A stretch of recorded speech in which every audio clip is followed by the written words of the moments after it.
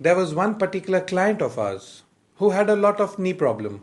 So one day when she was having a lot of trouble even climbing our steps, I had a look at her knee, did a bit of sujog, aquapressure and acupuncture for her. She felt better. But I could see sadness on her face. It was clear to me that treatments could cure the knee, but till the mind was not set, the problem would reoccur and come back. So as we started talking to her, she broke into tears and said she was having a lot of problem at home. The problem was making her extremely sad. It is then that I discussed this following piece of information with her, and I kept it as easy as possible. So I told her, when I look into the mirror, I have stopped seeing one Jasjeet Suri standing in front. Instead, I look at 50 trillion cells looking back at me. Each of this cell is capable of almost all biological operations which I carry out.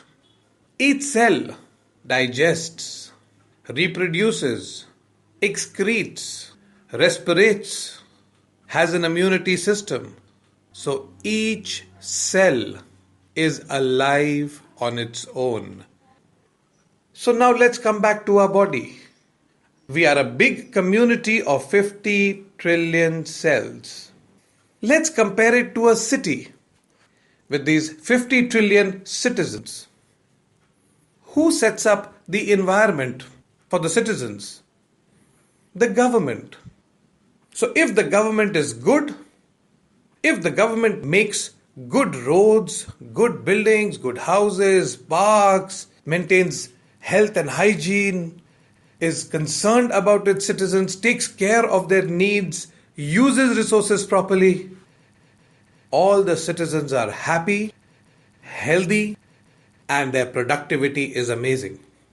On the other hand, if the government is bad, doesn't care for the citizens, taxes them too much, doesn't care for hygiene, what do you think will happen to the citizens?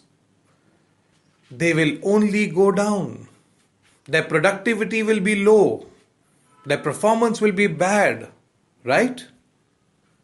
So, the complete well-being of these citizens depends to a very high level on the government.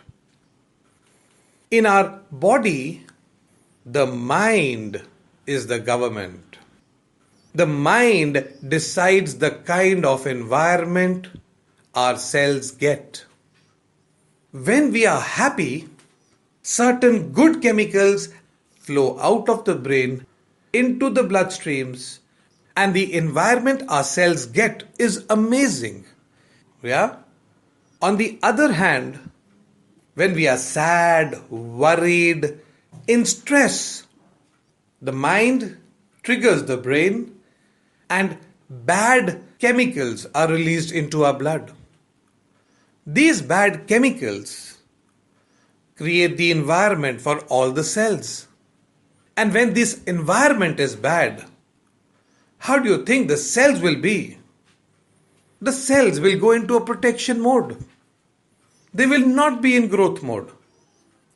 So, the environment decides how well a cell does.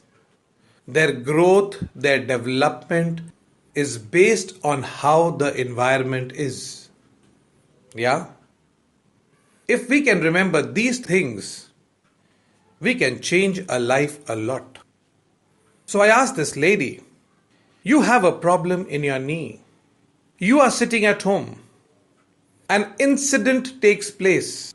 The minute this incident takes place, you are loaded with sadness. The minute you are loaded with sadness, your mind triggers the brain releases bad chemical into your bloodstreams, and the bad chemical creates a bad environment inside your body. The cells which are at your knee who actually want to become healthy again, are again exposed to this bad environment. Do you think in this bad environment they stand a chance? No, they don't. They stay sick or become sicker. Does it serve your purpose? No, it does not. On the second hand, you are sitting, this incident takes place.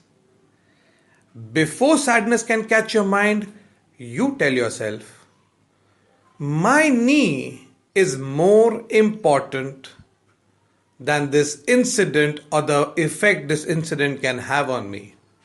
I don't care a damn for this incident or for the effect. I care for my knee. If you can bring in this thought, the mind will trigger the brain in such a manner that positive, good chemicals will be released in your blood. These will flow all over your body. So if you can think like this and break your thought process, if you can fill yourself with hope, with faith, with confidence, the brain will release good chemicals into your bloodstream. And the environment within your body would be good. The environment around your knee cells will be extremely good. And those cells which were trying to heal themselves will continue healing themselves because the environment around them is good. So the choice will always be yours. Do you want to get stuck in that external incident, feel sad and ruin your knee? Or do you want to break away from it for a selfish motive of having a healthy knee? Do you think if your knee becomes worse with these circumstances in your house, if you need a replacement, will you be better off? No, you will be worse off. So why not take the step now? Why delay? So this is what I told this lady. And after 2 months, when I met her again, I found her a much happier, much healthier person with a much better knee.